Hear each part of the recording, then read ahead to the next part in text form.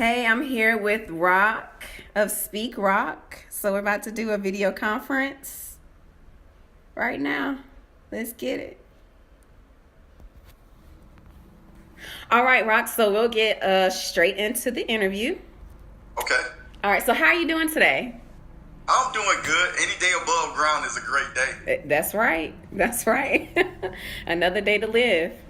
So, Roc, can you please tell me about yourself, where you're from, and what you do? Yes. My actual name is Roc Wilder. Okay. Okay. I am a husband. I'm a father. A minister of the gospel. I am a military retiree. Okay. Okay.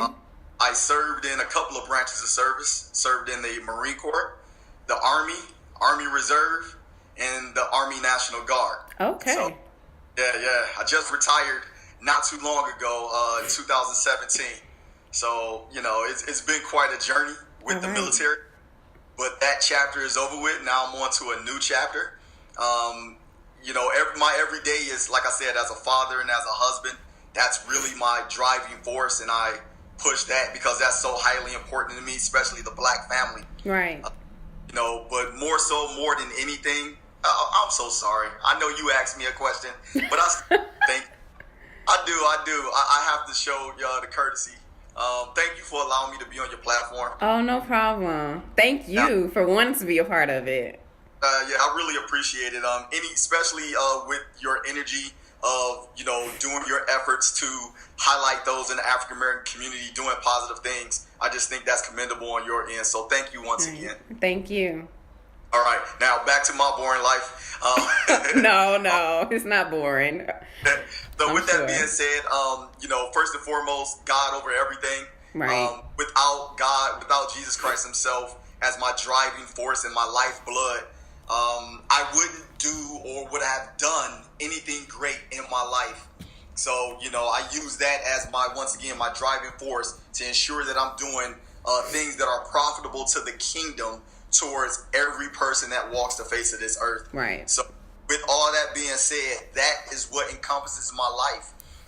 Right now, currently, my main focus is pushing my communication platform as an activist known as SpeakRoc. And, that coupled along with a movement that I've started known as Be a Brother, Speak to Another. That's a movement in which I initiate on purpose direct contact with other Black men on need, and I meet that need. So pretty much right there, I wake up with SpeakRoc, I go to sleep with SpeakRoc, and I start it all over again every day. All right.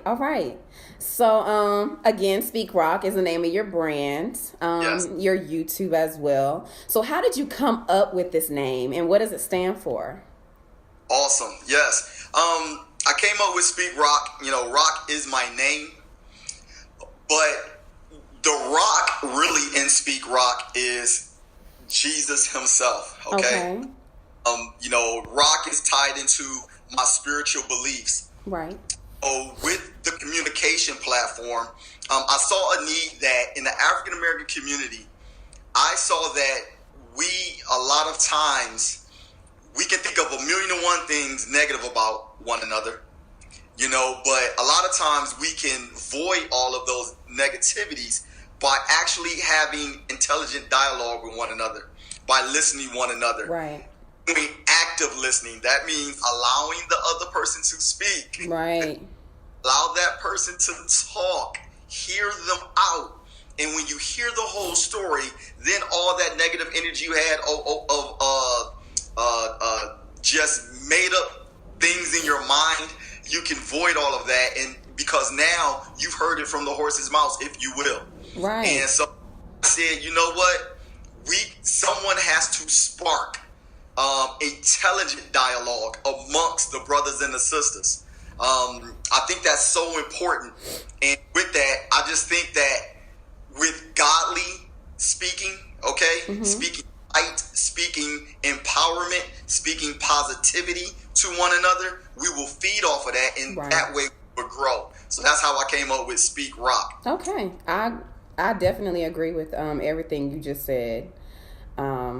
So how did you actually get into speaking about social issues and creating your own YouTube channel? Like, what was your journey?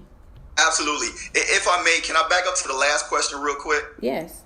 Because I think this is highly important, because especially when anyone is starting out with an initiative, be it young or old, okay? I'm a middle-aged man, and if it can come to me in my middle ages, I believe it can come to anyone, no matter what stage they are as far as the age of their life. So with that being said, in 2016, December, in a 45-minute time span, God revealed to me, gave me revelation of what it is that I need to pursue.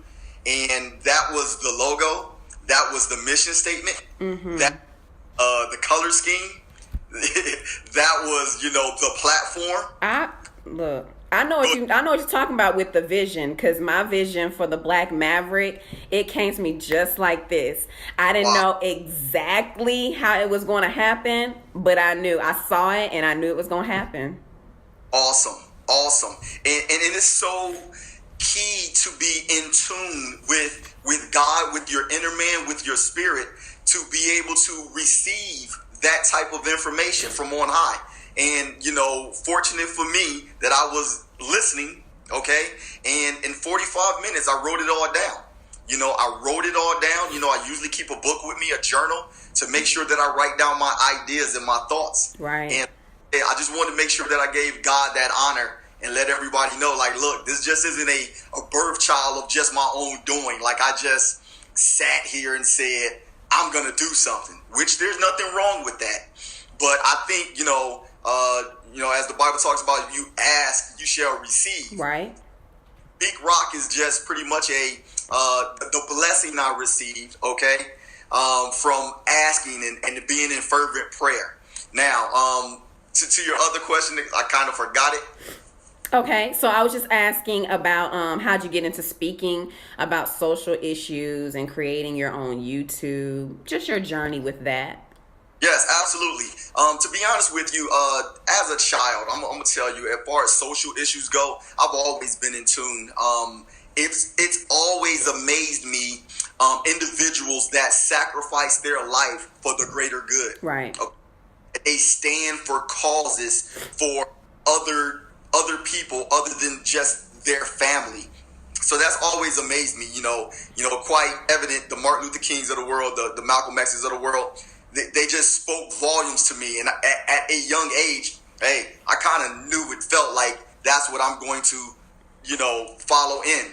With that being said, my journey in the military, it led me to doing a lot of speaking.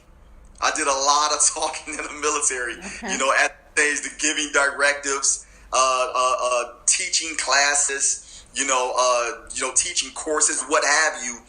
Just communicating is huge in the military. So it's kind of like natural that, I just progressed, as the years went. And being a Christian, being in church, I just received a calling to minister the gospel.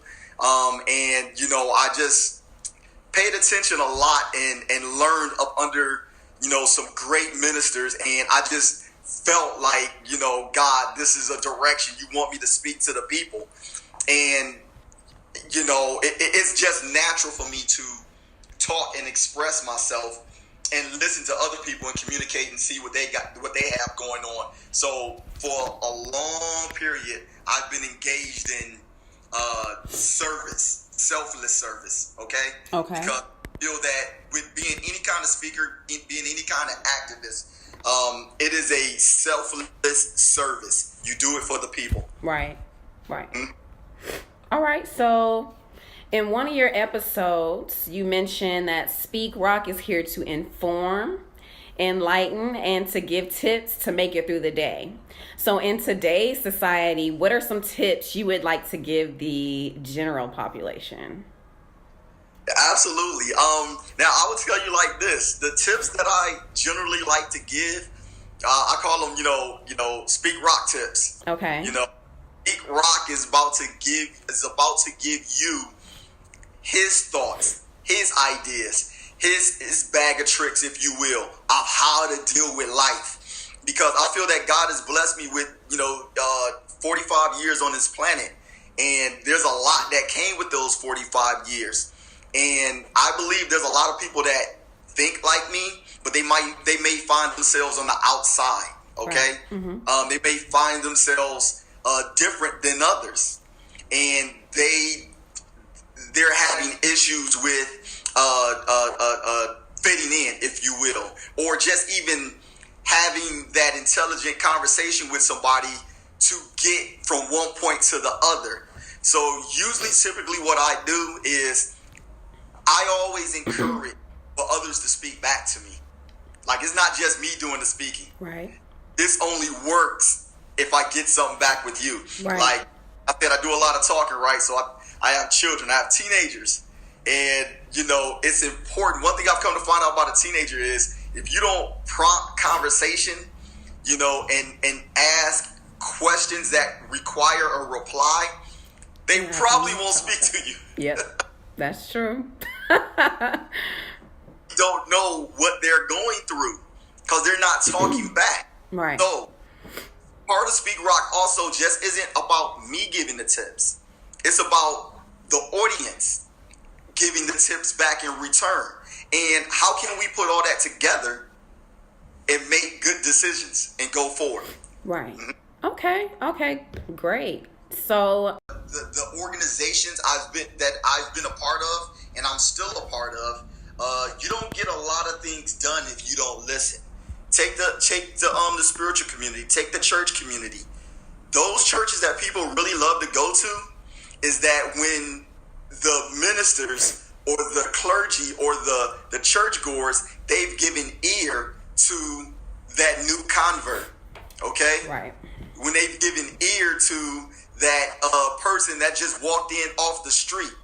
Oh my God, they feel so loved because someone took the time out to listen to what they're going through. Right. Because a lot of times, I tell people this all the time. You think you know what someone is going through, you don't have a clue. You don't have an idea. If some people told you exactly what their life was comprised of, it'll probably scare you like a horror film. But you have to be ready. You can't. Your best doctor, your best OBGYN is going to be an individual that listened to what you were saying. Right.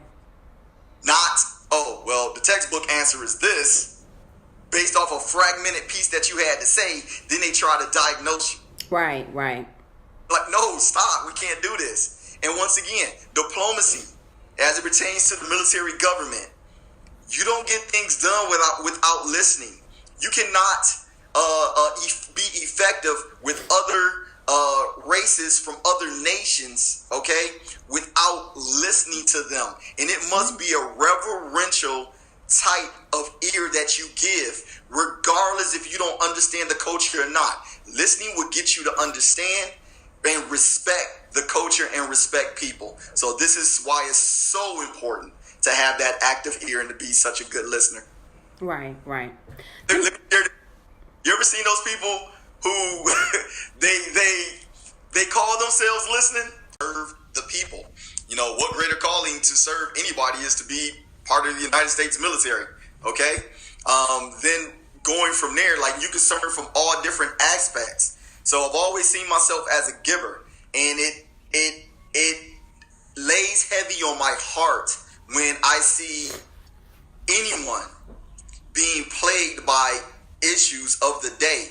And so I say, look, what do you do? Because anybody can have an opinion about what should be done. And, all of us have done it. But there comes a time in your life, Martin Luther King had that time. Malcolm X had that time where revelation hits you, okay? Right. You at that moment where you say, you know what? I got the thought. I did some talking. Now it's time to put thought and talk together and put it into action. Exactly. So my thing is, And we just celebrated just yesterday the anniversary of Martin Luther King's assassination. Right. I'm not gonna lie to you, that was bittersweet to me. That's not gonna say bittersweet. I love to celebrate Martin Luther King, but in the same token, it just still lays heavy on my heart that it was a very unfortunate situation at an unfortunate time. Right. With that being said, but I see one of the greatest attributes of Martin Luther King is that at a very young age, he saw fit to do something. Now, watch this. Mind you, he's a minister of the gospel. Right. A minister with a family. Right. That's more than enough that he needed to do. Mm-hmm. No, but the people were crying out. So he saw himself as a servant to the people, so consistent with Jesus Christ, so consistent with the writings of the Bible. And I always said to myself, if I was to follow any man on this earth outside of Jesus, okay, it would be him. So I do use his example of saying, this is the path in which I'm on. Right. So I look at it like this, like it didn't take for me to connect with another group. Now, and I'm not casting shade on any other group or organization, because I love connecting, I love networking, I love being amongst the people. But yet and still, I have something to do. I can start. Right. I meet up with people.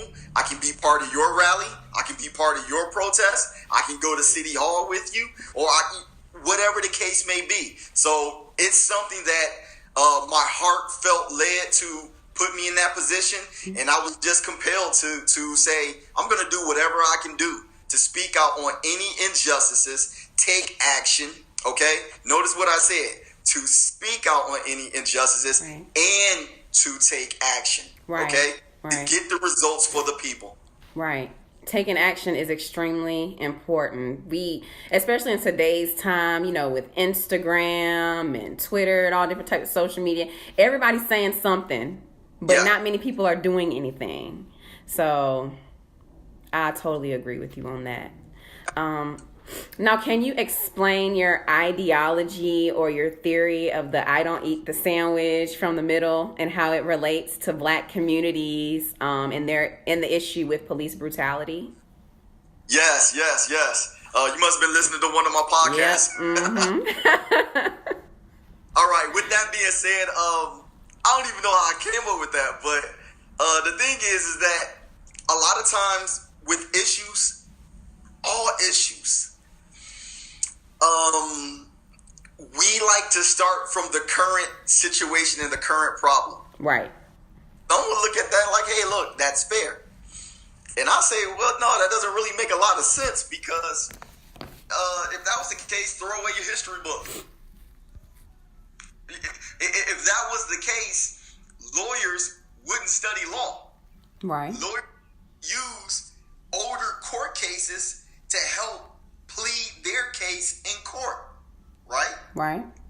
So why are we just looking at the right here and the right now? Because if you look at anything in a vacuum, you what can happen is you can wrongfully analyze that current situation, okay? Mm-hmm. So when it comes towards police brutality, looking at one situation and not looking at the systemic issue that has been plaguing African Americans, we're doing ourselves as an injustice as a people. Right. Okay? Mm-hmm. So we have to look at the beginning. So once again, a normal person eating a sandwich, a normal person in their right mind, okay, unless you just like to cut the crust off your sandwich or then cut it in little squares, that's somebody who's a little different. They might be making a party tray. I get it. But the normal average person, if they make a sandwich, they're going to eat it from one end to the other. Right. Say, if we're going to eat this problem that is plaguing us right now, let's start from the beginning. Right. Then from one another. Let's not just look at this one isolated situation and say, well, here's the problem. Then what happens is a lot of time you blame that black man. Right. Or you blame on that black woman. Or you put blame on that child. And 9 times out of 10, and just using that as, a cliche statement, but more often than not, once the whole situation has been under investigation, you come to find out that young African American male or female or young child, it did not warrant for them to be murdered. So let's stop looking at these one isolated situations, eating a sandwich from the middle, because that looks crazy. No one gnaws a sandwich from the middle of it. You eat it from one to the other. Right. So let's look at what's going on from the very beginning, and then let's work it through. And I must say this with that, because with that analogy, there's a process in that. There's a process just like making a sandwich, correct? So if we're going to deal with that systemic issue, it takes everyone. It takes the community. It takes our local elected officials. It takes our clergy. It takes our legal teams in America. It takes everybody. We can't just, you can't have a bacon, lettuce, tomato sandwich and you just leave off the bacon. Right. Well, it's not a tomato sandwich anymore. But that's what you're seeing what's happening in the justice system of America. Too many of us are keeping quiet. So, and what I mean by too many of us, it's a sector. So it's the legal system, they just may ignore the system. Or the law enforcement, they ignore it. Or the community, they ignore it. And next thing you know, you have this sandwich, but it's really not what it's called to be. It's just really a mess. Right.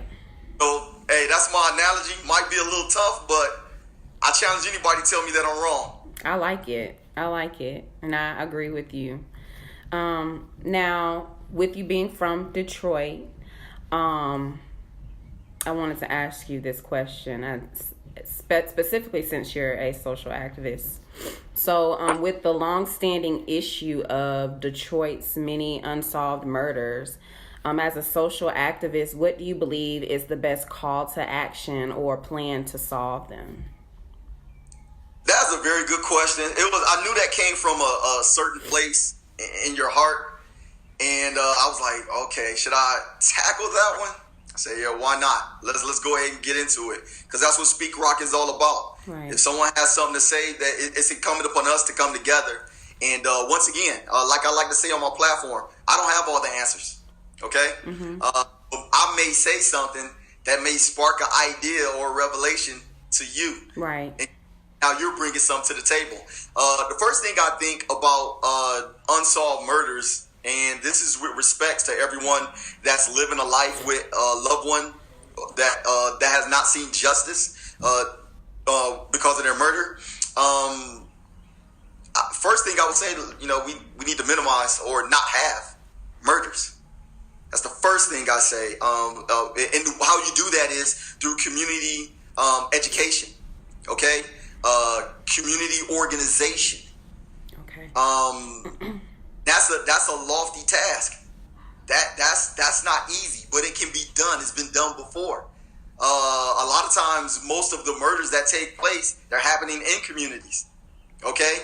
Sometimes amongst the exact inhabitants of that community, or sometimes from outside people.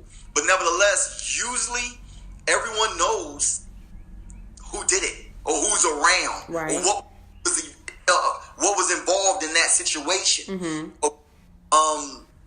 I think through community organization and relationships building that, we can halt some of those murders. Now that's number one. That goes back to my theory of, eating a sandwich from one end to another. So it's hard for me just to look at something but not start from the beginning. Right. Okay. The second thing, and I don't know how popular this is going to go down with people, but this is how I feel. Community law enforcement. Okay. It is important. See, we are letting law enforcement off the hook. The mayor and the police chief of these cities and these towns, they must be held accountable. You know why? Because you are a taxpayer. They get their salary from taxpayer dollars. They should consistently be on the hot seat from the community. Right. It is proven, and by me being a military veteran, I know about this all too well as it pertains to rules of engagement. Presence, physical presence alone, I'm not sure what the percentage is, but it is a deterrent. Can we agree on that? The presence of law enforcement alone. Notice I just said presence. I didn't say any other activity. Right. Say them, unholstering their firearm. Right. I didn't say sectioning off parts of the neighborhood. I didn't say going through any tactical moves. The simple fact of constant and consistent patrol, making your presence known and engaging with the community is a deterrent to most evildoers. Most. Now, what does that require? It requires the city to have finance to hire enough policemen and women. Right or wrong? Right. You're right. So you must have a finance. So can we start there? So let's get to know the neighborhood. Let's get to know the people. All right? Some will say, well, you need to have an element of law enforcement that look just like the people or come from the people. I don't subscribe to that. I understand the logic and the reasoning, but I don't subscribe to it. Because when I served my country as a black man, as a sergeant in the United States military, no one, and I stood on the wall to protect good and all. No one cared what color I was. I didn't care what color I was. I didn't care about my race. I cared about the nation that I swore to defend. Right. That's what matters. Now, some can say, well, that's you. And that's not happening in our communities. And you know what? Those are conversations that I challenge everyone in the community. Get to know your congressman and woman. Get to know your state senator. Okay. Get to know your city council. You voted them in, or if you didn't vote, they got in anyway. Get to know them and have these conversations and hold them accountable to give you an answer in return in a timely manner. This is how you do this. Or guess what? Guess who won't be getting my vote next term? Right. That's how it goes. There's a lot of answers to that, but those are just a couple of things. And that's not all inclusive. Mm-hmm. That is not, everything I said is not exhaustive.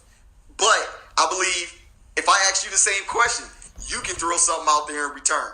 Right. But the key thing is, along with the talk that we're doing, we must educate, okay? Because there's some people out there who they haven't even given thought to what you and I are talking about right now. Right. Haven't even given it thought. So they need education. Once you've educated them, organize the people. Galvanize the people on those building blocks. And our local elected officials have no choice but do what we say do. Right. What we tell them to do. Right. I'm going to say this. I'm SpeakRoc, and I just got to keep it 100. Some of them are just getting away with a free check. They're getting away with a free check because we're not holding them accountable. Right. I agree.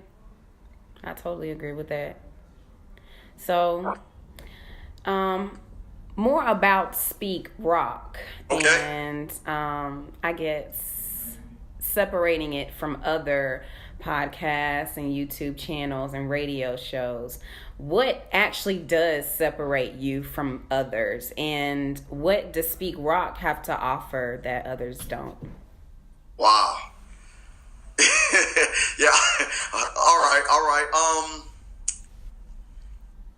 And I say this in the most humble way. I really do. But I say this in a unified way for all to hear. What my podcast has is me. Okay. And I'm not saying that in a I'm not showing off, not being braggadocious, but that's just confidence speaking. Once again, 45 years on this planet, God has seen me through a lot. Right. I owe him for that. And because I owe God, I also owe the people. I have a viewpoint. I have thoughts that need to be shared in the manner in which I can share them. Okay. You ever heard people say, it's not about how you say something, it's how you say it. Right. Great orators understand that. It can be said, it can be argued that if someone else gave the famous Martin Luther King "I Have a Dream" speech, it may not have came over the same way. Yeah. Yeah. Yeah. So with SpeakRoc, there are my voice is unique.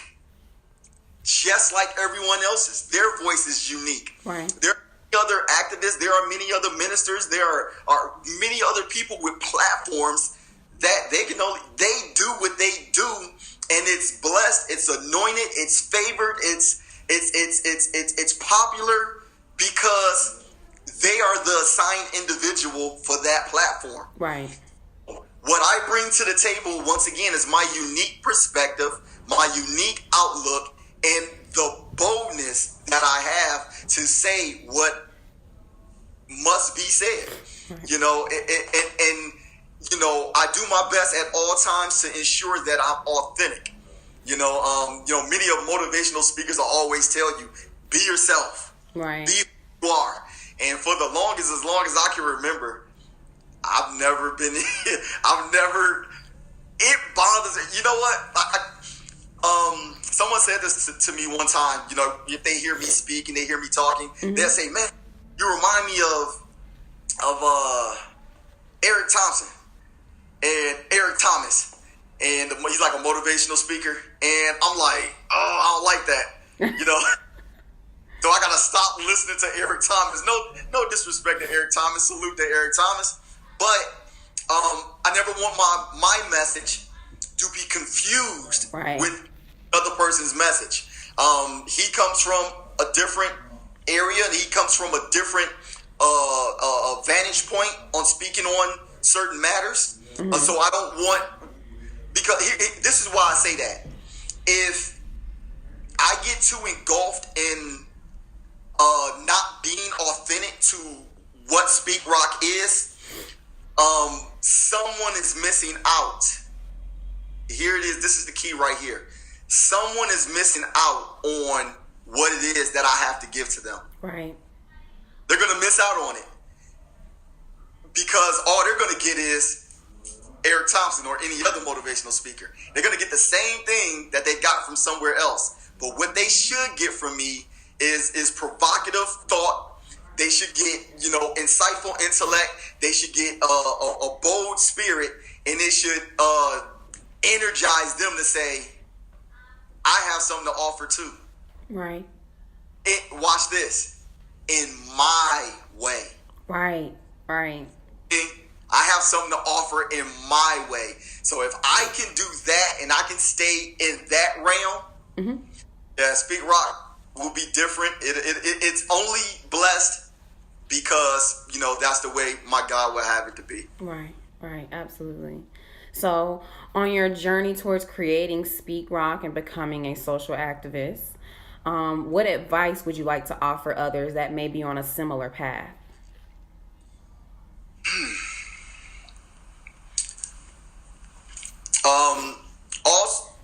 What I put on my post all the time, after I make posts on Facebook, Instagram, or what have you, I always put spirit, purpose, and conviction. Okay. Spirit, purpose, and conviction. My spirit, my purpose, and my conviction is guided by God Almighty Himself. Okay. I would say always channel and look inside to see what are your characteristics that drive you every day. Okay. Now, when I started SpeakRoc, one thing I did not want to happen, and I did not want to be, just a leaf in the wind. I didn't just want to be here one day and blown away tomorrow. Right. Okay? I didn't want to have motivation for it one day, and I don't have the same motivation tomorrow. I want to be consistent in my motivation. I want to be consistent in my passion. So I would tell anybody just that. You have to have a passion for whatever it is that you're putting yourself into. Yep, that's right. To be burning passion and desire that if I don't fulfill that which I set out to do today, put it like this. If it's truly a passion, if it's truly spirit, purpose, and conviction, it's never a day off. Okay. Yeah. I'm just No, you're right. I agree. That does not mean not to take a break. That does not mean not to relax. That does not mean to have your physical and spiritual in tune, in line, and sharpened, and you're living your best healthy life. Right. That doesn't mean that. But everything I do, if I go to the gym, I'm going to the gym because SpeakRoc need to go to the gym. Right. If I'm eating healthy, I'm eating healthy because SpeakRoc needs to eat healthy. Right. If I'm reading a book and educating myself, SpeakRoc needs to do it. If I'm spending time with my family, SpeakRoc. Do you understand? Right. It's an everyday thing. It's who I am. It embodies me. It's what I'm about. It's not that I put it on and I take it off. Now, I can hear people now like, well, you got to take this off, this, that, and another. Now, I'm not talking about you got some, alter ego like you're Beyonce, you Sasha Fierce, and, one moment she's Beyonce, one moment she's Sasha Fierce. That alter ego, that gives her motivation to do what she wants to do. Okay. But at the end of that's that type of motivation. But for something that's in here, I can say this: music is that young lady's lifeblood. Right. She may be a mother, she may be a wife, she's a lot of things. A daughter. Music is in her. Right. I'm sure she's always looking for motivation and inspirations that are with her music. So in that situation, she's not taking it off. So I would tell anybody just that. When you engage in something, wake up with it, sleep, go to sleep with it, and start it all over again. Right. But let it be your motivation and let it be your passion. Right. So, last question. All right. Inspire, empower, uplift is the slogan of the Black Maverick. So do you have any encouraging and empowering words you would like to share with the Black community? You ain't got that much time. You don't have that much time. And give me at least one thing. I'll mess around and start preaching. We don't want to. No, look, I love my people. I love my people unapologetically. I think we are extremely bright. We are extremely loving. I truly believe we're just people of the sun. We have gifts and attributes, and we have blessings all inside of us. I tell people all the time, like, I was born black. Right. I was born to this. I was born listening to Marvin Gaye. I was born eating black-eyed peas and cornbread. I was born with a natural. I was born with soul. I was born with this black power. And I didn't become black when Black Panther came out. Love.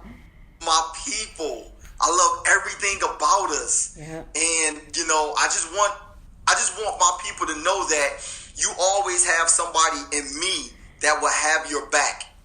I understand how we act sometimes. I get that. I'm not going to negate or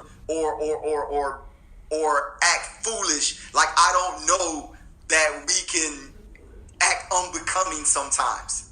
I get that. But that's never going to be enough for me to ever discount my people. And when I say my people, I'm talking about all of us. Too many times do I see on social media where those of us who have not spiritually grown or matured yet, that we're ready to cut our own off. Right. I have to be that other voice to say, no, we don't. Right. Just take different steps to separate yourself from certain amount of foolishness. I get that. Right. But are in too much of dire straits right now, too much of a unfortunate predicaments where we are dying daily, if not by our own hand, by the hand of those who choose to oppress us. Right. And not afford, with mass incarceration, with murders that's happening daily. Especially a murder just happened yesterday of a black man on the 50th anniversary of celebrating Martin Luther King. Another black man in these United States of America was murdered when he could have been detained. But yet we want to make posts on social media and talk about how we're going to cut our own folk loose. So what I would say to all my black people, sisters, brothers, youth, elders, I love you. And I'm sure there's other people that's out there that love you, and we must work together. We must organize. We must unify, and we must stay strong, weather these storms, and be the great people that I know that we are. SpeakRoc got your back. All right, that's awesome. So if anyone would like to contact you or work with you or just even chat with you, how can they do that? Absolutely. Real easy. SpeakRoc on all social media platforms. SpeakRoc. Instagram, Facebook, Twitter, Snapchat, Tumblr. You go get it. Go to my YouTube channel. Just type SpeakRoc into the YouTube search engine, search bar, and it'll come right up. Go ahead, like, share, and subscribe. Also, if you want to go ahead and send me an email, send an email to speakroc@gmail.com, SpeakRoc@gmail.com. Send me some questions. If you got some ideas on whatever kind of subject matter that you would like for me to talk about, go ahead and put it in the email, or you can DM me, inbox me, whatever you feel like you would like to do. So that's how you can contact me. All right, great. Well, it was nice talking to you. I appreciate the interview. Thank you so much. God bless. And I know you're on a great journey, so. Same with you. Hey, look, the Black Maverick, I appreciate you. Like it's so inspiring just to see what you're doing and what you're bringing to the masses. I mean, you're bringing people from somewhere everywhere, and we're all getting blessed by saying, wow, there's a network right there. There's a service right there. There's all these abilities and all these blessings within our own community. Right. And Black Maverick, hey, look, you're championing that cause. So I pray for continued success and just whatever it is, 2018 that you asked for, may the Lord see it happen. Hey, speak it. Speak it. Speak, Roc.